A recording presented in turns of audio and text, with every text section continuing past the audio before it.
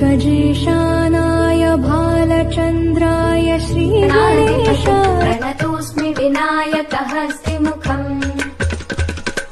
सुरसुर गणपति सुन्दरकेशम् ऋषि गणपति यज्ञसमान भव भव गणपति पद्मशरीर जय जय गणपति दिव्य नमस्ते